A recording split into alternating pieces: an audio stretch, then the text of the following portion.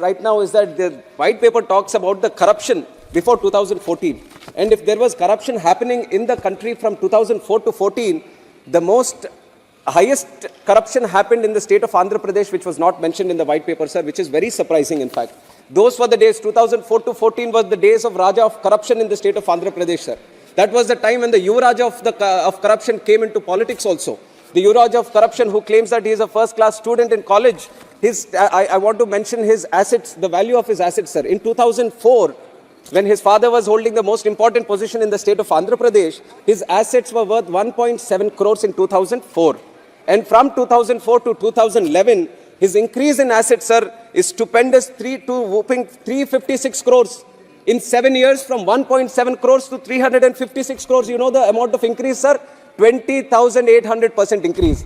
No matter in the world, sir, no Warren Buffett.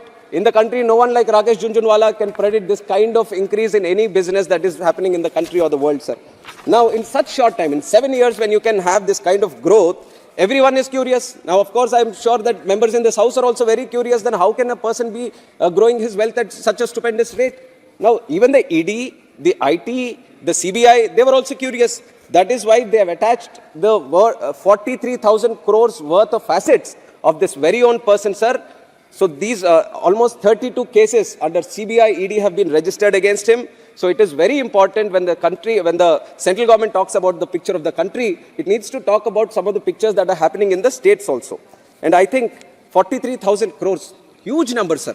A lot of people, at least in the house or in the country, they won't even know. If you tell them to write 43,000 crores, they wouldn't even know how many zeros are there. It's such a big number.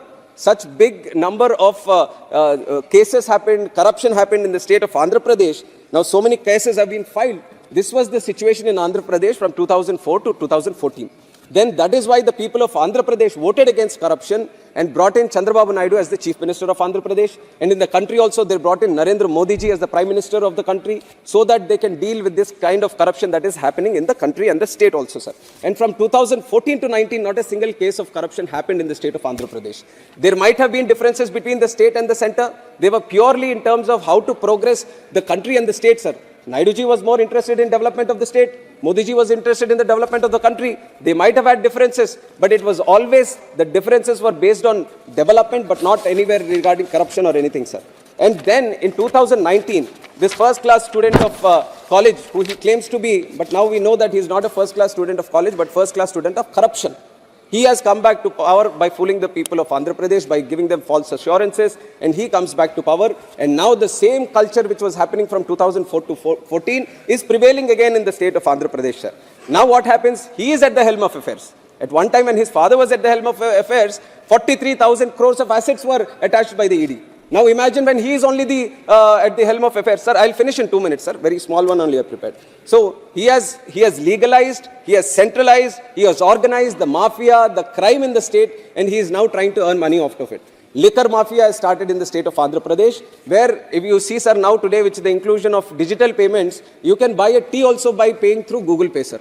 But in Andhra Pradesh, the state government is selling liquor, but you can't buy using Google Pay, you can't buy using UPI, you can't buy using a card, you can't get a bill also. So imagine how much illegal wealth is being generated by the government itself by selling liquor today, sir. And then we have sand.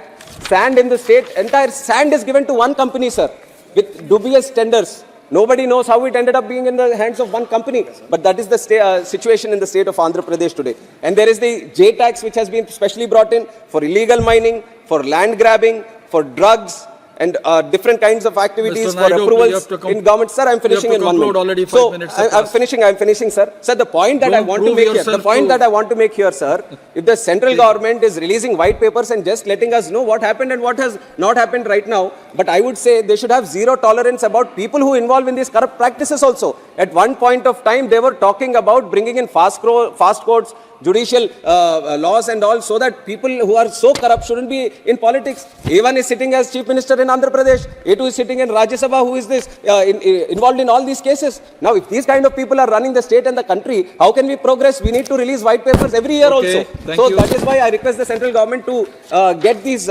new fast-track courts, sir. 1 minute, I'll finish. Last point that I want to make, sir. One thing regarding Visakhapatnam steel plant. It was said to be being privatized, sir. I resist against it. I've already mentioned it before also, sir. Nagarnood steel plant in Chhattisgarh was taken aback from privatization. In the same lines, the steel plant in Vizag, which is under RINL, should be merged with SAIL, sir. SAIL is trying to maximize its production capacity. So why don't you include Vizag steel plant with SAIL? There is a good opportunity to do that. It's the jewel of crown, sir. This Vizag steel. Sir, last point, sir. Last point. I'm just concluding, sir. I would like to thank the central government for announcing Bharat Ratna for 3 most important people of the country. Narasimha Rao ji, who also hails from our Telangana state, and also Chaudhary Charan Singh ji and M. Swaminathan ji. It's a very good gesture from the central government, sir. But I, from our state, from our behalf, from Telugu people, sir, I would like to request Yoga Purushudu Vishwavikhyata Natasarva Bomudu Swargiya Nandamuri Taraka Ramarao Garu, who is dearly called as Anna Garu by all the people, Telugu people, not just in the country, sir, outside also, sir, that he also be granted Bharat Ratna, sir. He deserves it. He has been an excellent actor who's been treated as God even till today by people of Andhra Pradesh. He has been working for the backward classes, and he has brought in numerous reforms for the poor, sir. So I definitely put that request in front of the central government to grant him Bharat Ratna also, sir. Thank you.